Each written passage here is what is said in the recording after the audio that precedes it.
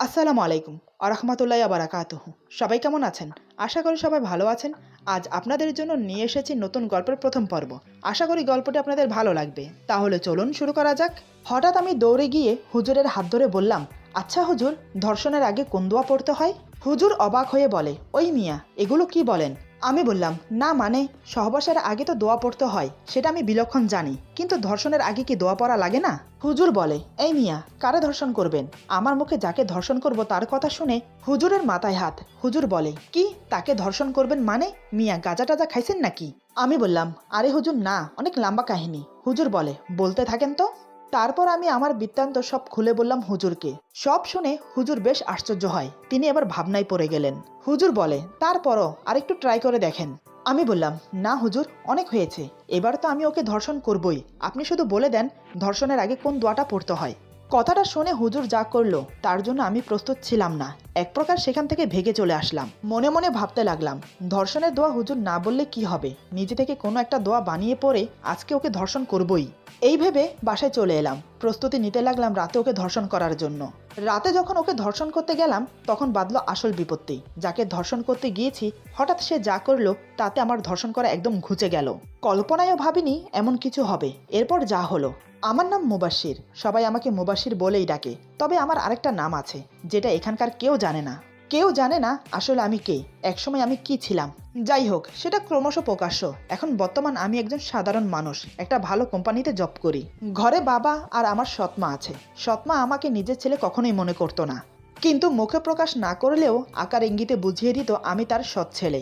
প্রায় 10 বছর ওনার সাথে থেকেও যখন ওনার নিজের ছেলে হয়ে উঠতে পারলাম না, তখন থেকে একটা চাকরি নিয়ে তাদের থেকে অনেক দূরে আলাদা থাকতে শুরু করলাম। তবে এত দূরে চাকরি নিয়ে আলাদা থাকার পেছনে আরও একটা কারণ ছিল, সেটা আপনারা গল্পের মাঝেই জানতে পারবেন।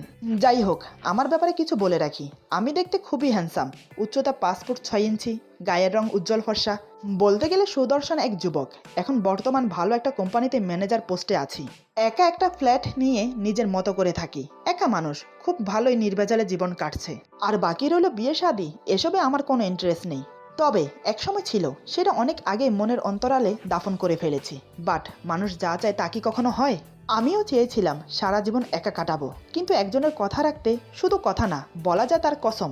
সে আমাকে তার কসম দিয়ে বলেছিল আমি যেন বিয়ে করে নেই, সব ছেড়ে যেন স্বাভাবিক জীবনযাপন করি। তার কথা রাখতে নিজেকে পরিবর্তন করার জন্য বাসস্থান ছেড়ে অনেক দূরে চলে এসেছি। আমি পেরেছি তার সব কথা রাখতে, শুধু তার একটা কথা রাখার বাকি আছে, সেটা হলো বিয়ে। এখন ভাবছি তার শেষ কথাটাও রাখবো। তাই আমি আমার এক বন্ধুকে বিয়ের কথা বলতেই সে আমার জন্য মেয়ে দেখা শুরু করলো, কিন্তু কাউকে আমার পছন্দ হয় না। এমন একদিন আমাকে ফোন দিয়ে একটা মেয়ে দেখতে যাওয়ার কথা বলে। আমিও বললাম ঠিক আছে, বিকেলের দিকে চলে আসছি। তারপর বিকেলের দিকে আমি আমার বন্ধু দুজনে গেলাম মেয়ে দেখতে। কি বলবো, আমি মেয়েটিকে দেখে আমি চোখ সরাতেই পারলাম না। এক দেখাতেই মেয়েকে আমার পছন্দ হয়ে যায়। তার সৌন্দর্য কোনো অপ্সরা থেকে কম না, রূপের বর্ণনা দিয়ে আমি শেষ করতে পারবো না। মেয়েটি আমার সামনে যতক্ষণ বসেছিল আমি শুধু তাকেই দেখে গেছি। এটা দেখে আমার বন্ধু এবং মেয়ের মা বুঝতে পারলো মেয়েকে আমার পছন্দ হয়েছে। একসময় মেয়েটিকে ভেতরে নিয়ে যাওয়া হলো। মেয়েটিকে ভেতরে নিয়ে যাওয়ার সাথে সাথে মেয়েটির মা আমাকে বলে, বাবা, আশা করি আমার মেয়েকে তোমার পছন্দ হয়েছে। আমি লজ্জায় মাথা নিচু করে আছি, কিছু বলছি না। পাশে থাকা আমার বন্ধু বলে, আন্টি, আমার বন্ধুর আপনার মেয়েকে অনেক পছন্দ হয়েছে। ওর মুখের হাবভাবই বলে দিচ্ছে, দেখুন আন্টি, ওর কিছু চাই না, শুধু মেয়ে হলেই চলবে। এখন আপনি যদি কথা আগে বাড়ান তাহলে ভালো হয়। মেয়েটির মা বলে, সবই তো ঠিক আছে বাবা, কিন্তু ছেলের মা বাবার সাথে একটু কথা বলে নিলে ভালো হয় না? আমার বন্ধু বলে, সেটা আপনি চিন্তা করবেন না, আপনি চাইলে কালকেই ওর মা বাবাকে আসতে বলতে পারি। মেয়ের মা একগাল হেসে বলে, তাহলে তাই হোক, বিয়ের পাকা কথা না হয় ছেলের মা বাবার সাথে সেরে নেব। তখন আমি চুপ করে সব শুনছিলাম, তবে মনের ভিতর কেমন জানি একটা খটকা লাগছে। আমার খুব ইচ্ছে করছে মেয়েটার সাথে আলাদাভাবে কথা বলার। আদতে মেয়েটি বিয়েতে রাজি তো? মনের ভেতরে উসখুসটা আর দমিয়ে রাখতে পারলাম না। আমি বললাম, আমি কি ওর সাথে একটু আলাদাভাবে কথা বলতে পারি? আমার কথাটা শোনার সাথে সাথে মেয়েটির মা যেন বিচলিত হয়ে পড়লেন। তার মুখের ভাব কেমন যেন ফ্যাকাশে হয়ে গেছে। চট করে নিজেকে স্বাভাবিক করে নিয়ে বলে, না বাবা, আসলে আমার মেয়ে খুবই লাজুক প্রকৃতির, তোমার সামনে আসতেই চাইছিল না, এক প্রকার জোর করেই নিয়ে এসেছি। তাই বাবা, আমি ক্ষমা প্রার্থী, তুমি ওর সাথে কথা বলতে পারবে না। উনি কথাগুলো এমনভাবে বললেন যে আমার মনে কোনো সন্দেহ জাগলো না। আমি নিমেষে ওনার কথাগুলো বিশ্বাস করে নিলাম। ব্যাস, তারপর আর কি। পরের দিন মা বাবা গিয়ে বিয়ের দিন তারিখ ঠিক করে এলো। দেখতে দেখতে সেদিনও চলে এলো। ধুমধামের সাথে আমাদের বিয়ে হলো। সবকিছু খুব নর্মালভাবে হয়ে গেল, কোনো প্রকার ঝামেলা হয়নি। বিয়ে হওয়ার পর বউ নিয়ে আমি আমার ফ্ল্যাটের জন্য উদ্যত হলাম। যদিও মা বাবা বলেছিল বউ নিয়ে বাড়িতে ফিরতে, কিন্তু আমি যাইনি। আসলে আমি চাই না আমার সৎমা কোনো প্রকার ঝামেলা করুক। মা বাবাকে বললাম তোমরা না হয় আমার বাসায় আসো, কিন্তু তারা রাগ করে আমার বাসায় না এসে বাড়িতে চলে গেল। যেহেতু আমার বিয়েটা ক্লাবে হয়েছে, তাই আত্মীয় স্বজন সবাই সেখান থেকে বিদায় নিয়ে চলে গেছে। আর মেয়ের বাড়ি থেকে যারা এসেছিল তারাও চলে গেছে বিদায় নিয়ে। যেহেতু মেয়ের ভাই বোন বলতে কেউ নেই, তাই তার সাথে কেউ আসেনি। মেয়ের মা মানে আমার শাশুড়ি মা খুবই ভালো এবং খুবই অমায়িক মহিলা। বিয়ের দিনই তিনি আমাকে ছেলের মতো স্নেহ করলেন। বিদায়ের বেলা অনেকক্ষণ কান্নাকাটি করে আমাকে বোঝালেন যাতে আমি ওনার মেয়েকে কোনো প্রকার কষ্টে না রাখি। তারপর একসময় বিদায় নিয়ে বউকে নিয়ে গাড়িতে বসলাম। সাথে আমার এক দূর সম্পর্কের চাচাতো ভাইয়ের বউ মানে আমার ভাবি, তিনি আমাদের সাথে গাড়িতে বসলেন। কারণ আমার বাসায় কোনো লোক নেই, আমি একা থাকি। নতুন বউ নিয়ে একা বাসায় ফিরছি, কি করব সেটা আমি জানি না। তাই ভাইয়া ভাবিকে আমার সাথে দিয়ে দিয়েছে যাতে সব দিক তিনি সামাল দিতে পারে। ও আপনাদেরকে তো একটা কথা বলাই হয়নি, মেয়েটি মানে আমার বউ, তার নাম হলো জান্নাতুল ফেরদৌস নোবা। যাই হোক, বউ নিয়ে একসময় বাসায় চলে আসলাম। তখন রাত 11:30 বাজে। গাড়ি থেকে নেমে ভাবি নতুন বউ নিয়ে ভেতরে চলে গেল। নোবাকে হালকা পাতলা কিছু খাইয়ে বাসর রাতে কি কি করতে হয় সব শিখিয়ে দিল। তারপর ফুল দিয়ে সাজানো খাটে বসিয়ে দিল। এরপর ভাবি ওকে আরো কি কি যেন বলতে লাগলো। এসব করতে করতে রাত এখন 12:30। এদিকে আমি ওয়েট করতে করতে অধৈর্য হয়ে পড়েছি। বাসর ঘরে যাওয়ার জন্য আমার যার তর সইছে না। আসলে আপনারা কিছু মনে করবেন না, বিয়ের দিন বাসর ঘরে যাওয়ার জন্য সব ছেলে এক্সাইটেড হয়ে থাকে। তাদের তখন ধৈর্য বলতে কিছু থাকে না। আর এমনিতেও আমার বলতে লজ্জা নেই। আসলে হয়েছে কি, আমি এমনিতেও একটু মেয়াসক্ত ছেলে, মানে বুঝতেই তো পারছেন। যাই হোক, আরো 15 মিনিট পরে ভাবি বের হলো। আমাকে হন্তদন্ত হয়ে পায়চারি করতে দেখে ভাবি মুচকি হাসলো। এরপর আমার সামনে এসে বলে, কি গো দেবরজি, তোমার দেখছি তর সইছে না, মনে হচ্ছে বাসর ঘরে যাওয়ার জন্য উতলা হয়ে আছো। আমি লজ্জা পেয়ে মুচকি হেসে মাথা নিচু করে মাথা চুলকিয়ে বললাম, না মানে ইয়ে। ভাবি একগাল হেসে বলে, হয়েছে হয়েছে, আর লজ্জা পেতে হবে না, যাও, তোমার জন্য যে তোমার মহারানী অপেক্ষা করছে। আমি এবার মাথা তুলে একগাল হেসে আর দাঁড়ালাম না। মনে মনে একরাশ উৎসাহ নিয়ে এগোতে লাগলাম বাসর ঘরের দিকে। এক প্রকার লুঙ্গি ডান্স দিয়ে বাসর ঘরে ঢুকলাম। কতদিনের মনের আশা আজ পূর্ণ হবে। আজ বউকে মনের মতো করে ভালোবাসবো, চুমো দিয়ে দিয়ে ভরিয়ে দেব। ওর নাকে, চোখে, কপালে, গালে, ওর ঠোঁটে চুমো খাবো। ওর প্রতিটা অঙ্গে অঙ্গে ভালোবাসার পরশ ছড়িয়ে দেব। ওর ঘাড়ে কিস করে দুই বক্ষ যুগলের মাঝে মুখ গুজবো। ওর প্রতিটা স্পন্দনের শব্দ কান পেতে শুনবো। আমার বাহুতে শক্ত করে জড়িয়ে ধরে ভালোবাসার কথা বলবো। ইস, ভাবতেই কেমন কেমন জানি লাগছে। মনে মনে এসব ভেবে বউয়ের পাশে বসে বউয়ের হাত ধরতে যাব। হঠাৎ বউ আমাকে ঠাস ঠাস করে দুটো থাপ্পড় মেরে দিল। আমি তো পুরোই বেকুব হয়ে গেছি। এটা কি হলো? বউ রক্তজবা চোখ নিয়ে আমার দিকে তাকিয়ে আছে। এমন মনে হচ্ছে ওর চোখ থেকে যেন আগুন ঝরছে, এই মুহূর্তে আমাকে ভর্ষ করে দেবে। কিন্তু আমি কি করেছি? আমার অপরাধী বা কি সেটাই বুঝতে পারলাম না। আমি হাঁ করে করুণ দৃষ্টিতে ওর দিকে তাকিয়ে রইলাম। তার চোখে মুখে ফুটে উঠেছে অসংখ্য রাগ আর ঘৃণা। গালে হাত ডলতে ডলতে বললাম, তুমি আমাকে থাপ্পড় মারলে কেন? আমি কি করেছি? যে ছেলে স্পষ্টভাবে কথা বলে সে আজ ভয়ে তোতলাচ্ছে। নোবা লাল চোখ বড় বড় করে আমার দিকে তাকিয়ে আছে। হঠাৎ আমাকে কিছু বুঝতে না দিয়ে আমাকে ধাক্কা মেরে বলে, ওঠ ওঠ বলছি, তোর সাহস কি করে হয় আমার পাশে বসার? আমি না উঠে একটু দূরে সরে বসলাম। ওর কথা শুনে আমার মাথায় যেন আসমান ভেঙে পড়লো। এক নিমেষে আমার সব স্বপ্ন আশা ভেঙে গেল। কি ভেবেছিলাম আর এখন কি হচ্ছে? আমি বললাম, এমন কেন করছো? আমাদের তো বিয়ে হয়েছে। নোবা বলে, মাই ফুট, তোর বিয়ে? কিসের বিয়ে? হ্যাঁ, কিসের বিয়ে? আমি এই বিয়ে মানি না। আমি ওর কথা শুনে সত্যি অবাক হলাম। বিয়ে মানে না মানে? এটা কেমন ধরনের কথা? আমি বললাম, এই বিয়ে মানো না মানে? 3 বার কবুল পরে কোরআন সাক্ষী রেখে আমাদের বিয়ে হয়েছে। বিয়েতে উপস্থিত সবাই জানে। তাহলে তুমি এই বিয়ে মানো না কেন? আর এটা ভুলে যেও না, বর্তমান আমি তোমার স্বামী। নুবা বলে, সবাইকে সাক্ষী রেখে বিয়ে করলেও আমি এই বিয়ে মানি না, আর তোকে স্বামী হিসেবে কখনোই মেনে নেব না। আমি বললাম, কিন্তু কেন? নুবা বলে, কারণ আমার বয়ফ্রেন্ড আছে, আমি অন্য একজনকে ভালোবাসি। ওর মুখে এই কথা শুনে আমার বুকের ভেতরটা মোচড় দিয়ে উঠল। যদি ও অন্য কাউকে ভালোবাসে তাহলে আমাকে বিয়ে করলো কেন? আমি বললাম, তাহলে আমাকে বিয়ে করলে কেন? নুবা বলে, আমি এই বিয়ে করতে চাইনি, মা আমাকে জোর করে বিয়ে দিয়ে দিয়েছে। তবে আমি এই বিয়ে মানি না। না তোকে স্বামী হিসেবে মানি, তাই বলছি আমার থেকে দূরে থাক। আমার ধারে কাছে আসার, এমনকি আমাকে স্পর্শ করার সাহস দেখাবি না, তাহলে কিন্তু আমার থেকে খারাপ আর কেউ হবে না। আপাতত আমি এখানে থাকবো, আর আমাকে ডিভোর্স দেওয়ার তাড়াতাড়ি ব্যবস্থা কর, তারপর আমি আমার বয়ফ্রেন্ডকে বিয়ে করব। ওর কথা শুনে আমি ওর দিকে অপলকভাবে তাকিয়ে রইলাম। আপনারা কি ভাবছেন আমি ওর কথা চুপচাপ মেনে নেব? কখনোই না। ওকে আমি বিয়ে করেছি, ও আমার বিবাহিত স্ত্রী। এত সহজে তো আমি হার মানব না। আমি প্রতিনিয়ত চেষ্টা করব ওকে নিজের করে পাওয়ার জন্য। মনে মনে এসব ভেবে আমি বললাম, ঠিক আছে, রাত অনেক হয়েছে, ঘুমিয়ে পড়ো। এই বলে আমি খাটের একপাশে শুতে গেলাম। অমনি নুবা বলে, এই এখানে না, সোফায় গিয়ে ঘুমা। আমি কিছু না বলে চুপচাপ গিয়ে সোফায় শুয়ে পড়লাম। সত্যি বলতে আমি ওর তুই তুকারি ব্যবহারে একটু ঘাবড়ে গিয়েছি। নুবা আমার দিকে কিছুক্ষণ তাকিয়ে থেকে শুয়ে পড়লো। এদিকে আমি মনে মনে ভাবছি, বউকে নিজের করে পেতে হলে বউয়ের কথা মতো চলতে হবে। তাই আমি মনে মনে সিদ্ধান্ত নিলাম, বউ যা বলবে তাই শুনবো। নানান কথা ভাবতে ভাবতে ঘুমিয়ে পড়লাম। সকালবেলা ঘুম থেকে উঠে দেখি বউ আমার গোসল করে এসে ড্রেসিং টেবিলের সামনে বসে ভেজা চুল আঁচড়াচ্ছে। এটা দেখে আমার চোখ ছানা ভরা হয়ে গেল। কি বলবো, এত অপূর্ব লাগছে ওকে যে ভাষায় প্রকাশ করতে পারবো না। আমার তো লোভ হচ্ছে যে পিছন থেকে ওকে গিয়ে জড়িয়ে ধরি, কিন্তু সাহস হচ্ছে না। কাল রাতে তো কিছু না করেও দুটো থাপ্পড় খেলাম। কথাটা মনে হতেই অজান্তে গালে হাত চলে গেল। না ভাই, দরকার নেই। মজা খেতে গিয়ে আবার সাজা না ভুগতে হয়। ধীরে ধীরে যা করার করতে হবে। এসব নানান কথা ভেবে আমি ফ্রেশ হতে চলে গেলাম। এভাবে কাটতে লাগলো দিন। নুবা নিজের মতো করে থাকে, আমার কোনো খেয়াল রাখে না। ঘন্টার পর ঘন্টা আমার সামনে বয়ফ্রেন্ডের সাথে কথা বলে, কিন্তু আমি ওকে কিছু বলতে পারি না। ওর সব অবহেলা মুখ বুজে সহ করে যাই, কারণ আমি যে ওকে বড্ড বেশি ভালোবেসে ফেলেছি। ওর মিষ্টি মুখের দিকে তাকালেই সব ভুলে যাই। ওকে কিছু বলতে গিয়েও বলতে পারি না। তবে কতক্ষণ ধৈর্য ধরে থাকতে পারি। ওর সৌন্দর্য যে ক্ষণে ক্ষণে আমাকে পাগল করে দিচ্ছে। মাঝে মাঝে নিজেকে ধরে রাখতে অনেক কষ্ট হয়ে যায়, কিন্তু সাহস হয়ে ওঠে না ওকে কাছে পাওয়ার। মনে মনে ওকে কাছে পাওয়ার কামনা বাড়তে লাগলো। আর পারলাম না নিজেকে ধরে রাখতে। তাই একদিন মনে মনে একটা ডিসিশন নিলাম। জানি না আমার ডিসিশন সঠিক না ভুল, তবে যাই হয়ে যাক, আজ আমি ওকে নিজের করেই ছাড়বো। তার জন্য যদি ওকে ধর্ষণ করতে হয় তাই করব। হ্যাঁ, আপনারা যা ভাবছেন তাই।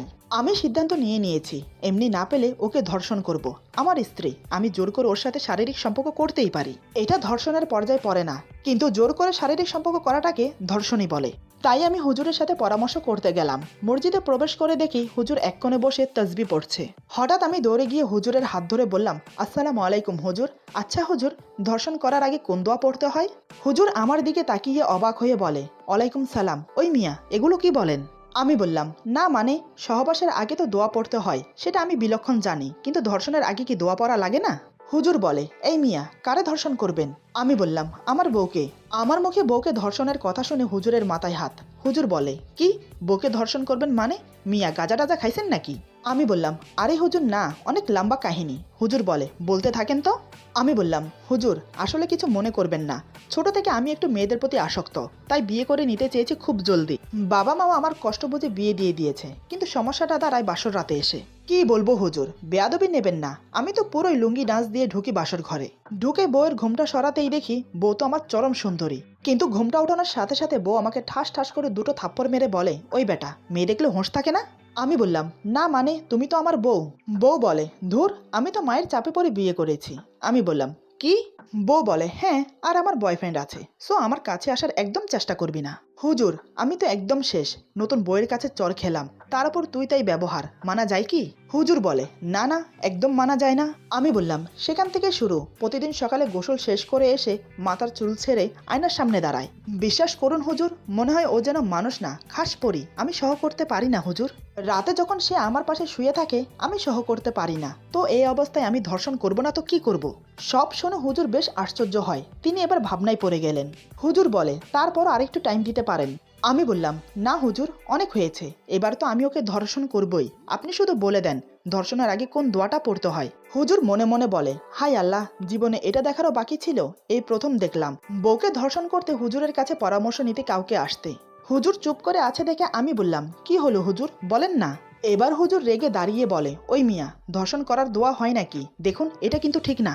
আমি আর হুজুরের মুখের উপর কথা বলতে সাহস পেলাম না। সেখান থেকে কোনো মতে বেরিয়ে এলাম। রাস্তায় চলতে চলতে মনে মনে বললাম, আল্লাহ, এ তো হুজুর না, পুরোই মদিনার খেজুর। নানান কথা ভাবতে ভাবতে একসময় বাসায় চলে আসি। বাসায় এসে দেখি বউ আমার বারান্দায় দাঁড়িয়ে কার সাথে যেন কথা বলছে। এদিকে আমি কিছু বলতেও পারি না। প্রথমত আমি ওকে খুব ভালোবেসে ফেলেছি, দ্বিতীয়ত সে আমাকে হুমকি দিয়ে রেখেছে যদি আমি কাউকে কিছু বলি তাহলে সে আত্মহত্যা করবে এবং সব দোষ আমার উপর দেবে। আমি এসে সোফায় বসে আছি। আমি যে রুমে আছি তার কোনো ভ্রুক্ষেপে নেই।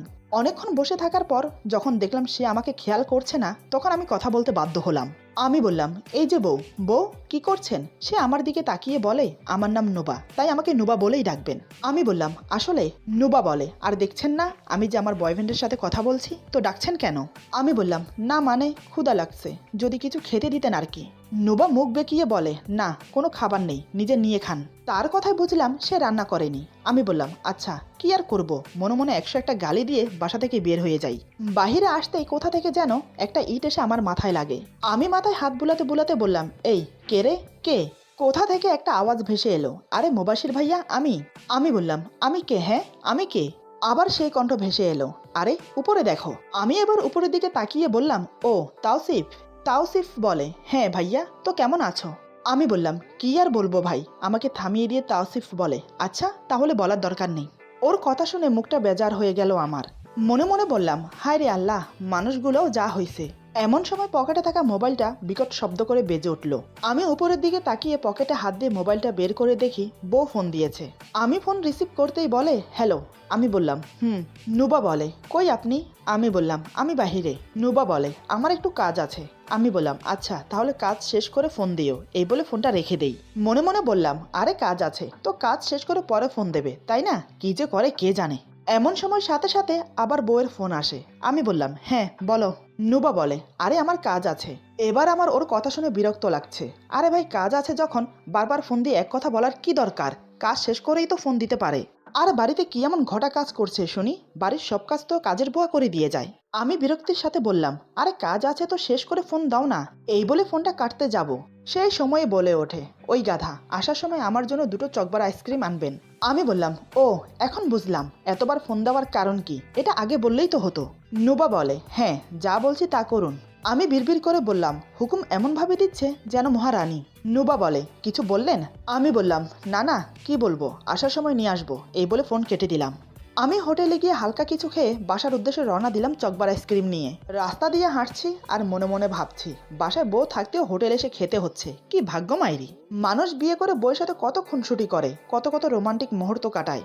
রাতের পর রাত বউয়ের কোলে মাথা রেখে গল্প করে। অফিস থেকে ফেরার সাথে সাথে বউয়ের মুখের মিষ্টি হাসি দেখে পরাণ জুড়ায়। বউয়ের হাতে হাত রেখে ছাদে বসে আকাশে পূর্ণিমা চাঁদের সৌন্দর্য উপভোগ করে। প্রতিদিন সকালে ঘুম ভাঙবে স্ত্রীর নরম ঠোঁটের ছোঁয়ায়। কিন্তু আমার কি ভাগ্য, বউ পেলাম খুব সুন্দরী, কিন্তু স্বামীর অধিকার পেলাম না। তাতে কি হয়েছে, সে না হয় নাই দিল, তাই বলে কি আমি আদায় করতে পারি না? আমিও তো পুরুষ নাকি? আজ যে করেই হোক বউকে টাইট করবই। দরকার হলে বউকে ধর্ষণ করব। এসব কথা ভাবতে ভাবতে একসময় বাসায় চলে আসি। বাসায় এসে বউয়ের হাতে আইসক্রিম দিতেই সে বেশ খুশি হয়ে গেল।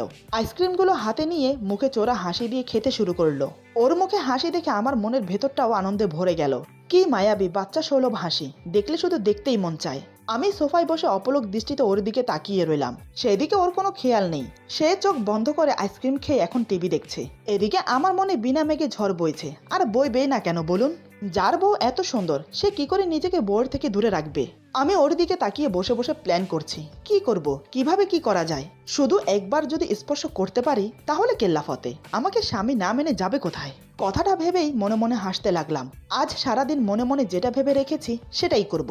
মানে ওকে জোরপূর্বক ধর্ষণ করব। দেখলাম সে মনোযোগ দিয়ে টিভি দেখছে। এই সুযোগে আমি উঠে গেলাম রাতের জন্য প্রস্তুতি নিতে। অনেক খুঁজে একটা রুমাল নিয়েছে মুখ বাঁধার জন্য, দড়ি নিয়েছে হাত পা বাঁধার জন্য, সব নিয়ে রেডি। শুধু এখন রাতের জন্য অপেক্ষা। একসময় দেখতে দেখতে রাত হয়ে গেল। রাতে যখন বউ খেতে ডাকে তখন থেকে কেমন যেন ভয় ভয় করতে শুরু করে আমার। কারণ আগে কখনো এসব করিনি তো, তাই। খাবার শেষে বিছানায় শুতেই বুকের ধরপড়ানি শুরু হয়ে গেছে। এমন মনে হচ্ছে আমার বুকের স্পন্দন আমি নিজেই শুনতে পাচ্ছি। কি যে হবে আজ কে জানে। আমি যা করতে চাইছি তা সম্পূর্ণ করতে পারবো তো? হে আল্লাহ, তুমি সহায় থেকো। আজকের মতো আমাকে বাঁচিয়ে নিও। কথা দিচ্ছি, আজকে যদি সাকসেস হই তাহলে আর কখনো এমন কাজ করব না। সত্যি বলছি, প্রমিস করছি। চোখ বন্ধ করে মনে মনে কথাগুলো ভাবছি আর অপেক্ষা করছি নুবা ঘুমানোর জন্য। কতক্ষণ সময় হয়ে গেল জানি না। ঘড়িতে এখন অনেক রাত, এখনই মোক্ষম সময়। এটা ভেবে ধীরে ধীরে আমি কোনো রকম উঠে গেলাম। তারপর রুমাল আর দড়ি নিয়ে এক পা দুপা করে ওর দিকে এগোতে থাকি। আর মনে মনে বলতে থাকি, সরি বউ, মাফ করে দিও, কিন্তু আমাকে ভালোবাসার কেউ নেই। তুমি ভালো না বাসলে কে বাসবে আমাকে বলো? তাই এই পথ বেছে নিতে হচ্ছে। মাফ করে দিও আমাকে। মনে মনে কথাগুলো বলছি আর বউর দিকে যত এগোচ্ছি তত আমার ভয় বাড়ছে। হঠাৎ কিছু একটা মনে আসতেই থমকে দাঁড়াই। আরে, বউকে ধর্ষণ করবো ঠিক আছে, কিন্তু কোনো একটা দোয়া তো পড়তেই হবে। কি দোয়া পড়ি এখন? হুজুরের কাছে তো গেলাম, কিন্তু হুজুরও তো কোনো দোয়া দিল না। ধুর ধুর, যতই বউয়ের কাছে যাচ্ছি ততই যেন ভয় বাড়ছে। যদি কোনো দোয়া না পড়ি তাহলে মনে হয় সমস্যা হবে। হুজুর দোয়া না বললে কি হয়েছে, আমি নিজে থেকে কোনো একটা দোয়া বানিয়ে নেই। কি হতে পারে ধর্ষণের মন্ত্র? আকা সুমসুম তুম ধর্ষণ হুয়াম তুম। হ্যাঁ, পেয়ে গেছি। আকা সুমসুম তুম ধর্ষণ হুয়াম তুম। এই মন্ত্র পড়ছি আর বউর দিকে এগোচ্ছি। বউয়ের খুব কাছে চলে গেলাম। এবার বউয়ের হাত বাঁধার পালা। যখনই বউয়ের কাছে গিয়ে বউয়ের হাত বাঁধবো, হঠাৎ দেখি বউয়ের চোখ খোলা। এমা, বউয়ের চোখ খোলা তো। মনে মনে যে ভয়টা পেলাম সেটাই হলো। হায় আল্লাহ! এবার আমাকে ভাববার বা আমাকে বলার সুযোগ না দিয়ে হঠাৎ সে যা করলো, তাতে করে আমার ধর্ষণ করার শখ একদম ঘুচে গেল। এমন কিছু হবে আমি বুঝতে পারিনি। কি থেকে যে কি হয়ে গেল, এরপর যা হলো। আজকের গল্প এখানে সমাপ্ত। গল্পের বাকি অংশ পেয়ে যাবেন আগামী পর্বে। আশা করি গল্পটা আপনাদের ভালো লাগবে। যদি ভালো লাগে তাহলে লাইক, কমেন্ট এবং সাবস্ক্রাইব করে আমাদের পাশে থাকুন। পাশে থাকা বেল আইকন প্রেস করে দেবেন, তাহলে আমাদের নিত্য নতুন ভিডিও আপনাদের কাছে পৌঁছে যাবে। বন্ধুদের সাথে বেশি বেশি করে শেয়ার করবেন আর কমেন্টে জানাবেন গল্পটি আপনাদের কেমন লাগলো। সবাই ভালো থাকবেন, সুস্থ থাকবেন। আল্লাহ হাফেজ।